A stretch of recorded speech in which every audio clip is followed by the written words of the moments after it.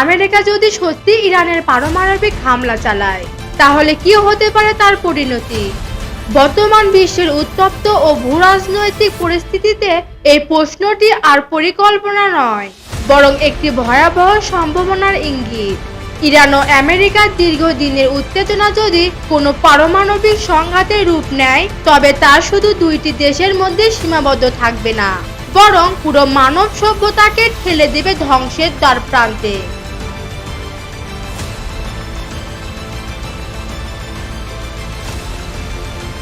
গবেষণায় উঠে এসেছে, এমন একটি হামলার প্রথম আঘাতেই প্রাণ হারাতে পারে 10 থেকে 15 কোটি মানুষ। আর এই মৃত্যু হবে না সাধারণ কোনো মৃত্যু।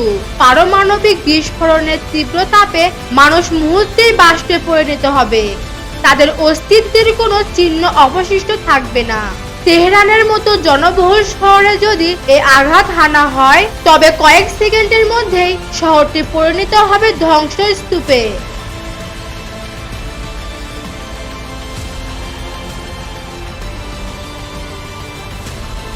শুধু তেহরান নয়, ইস্পাহান, আশেপাশের বিস্তীর্ণ অঞ্চল জুড়ে ছড়িয়ে পড়বে এ বিভীষিকা। পারমাণবিক বিস্ফোরণের কেন্দ্রস্থলে তাপমাত্রা পৌঁছায় সূর্যের পৃষ্ঠের চেয়েও বহুগুণ বেশি। পরিকল্পনা করুন, সূর্য যদি আপনার মাথার উপর নেমে আসে, ঠিক তেমনই হবে সেই মুহূর্তের ভয়াবহতা। আর যারা প্রথম আঘাত থেকে বেঁচে যাবে, তাদের জন্য অপেক্ষা করবে আরো নির্মম বাস্তবতা। তেজস্ক্রিয়তার বিষে তারা ধীরে ধীরে মৃত্যুর দিক এগোবে, এমন এক যন্ত্রণার মধ্যে দিয়ে যেখানে বেঁচে থাকাটাই হয়ে উঠবে সবচেয়ে বড় অভিশাপ।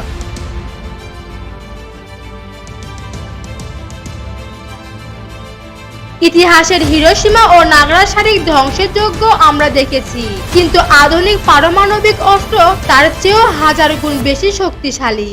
একবার এই যুদ্ধ শুরু হলে তা থামার সুযোগ খুবই কম, কারণ প্রতিটি পক্ষ চাইবে প্রথম আঘাতে প্রতিপক্ষকে সম্পূর্ণ নিশ্চিহ্ন করতে।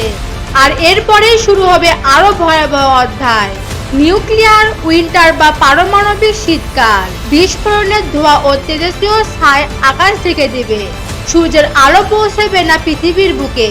শুরু হবে দীর্ঘ অন্ধকার আর তীব্র শীত। ফসল ফলবে না, বৃষ্টি হবে না, নদীর পানি হয়ে উঠবে বিষাক্ত।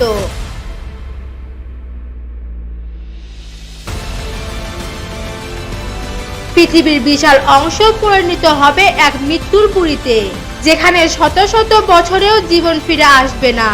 সবচেয়ে ভয়ের বিষয়, এই তেজস্ক্রিয়তা কোনো সীমানা মানে না।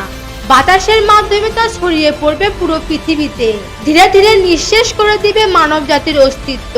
পারমাণবিক যুদ্ধ মানেই কোনো পক্ষের জয় নয়, এটি একসাথে সবার পরাজয়। আরোহী দাস পূজা, চ্যানেল 10।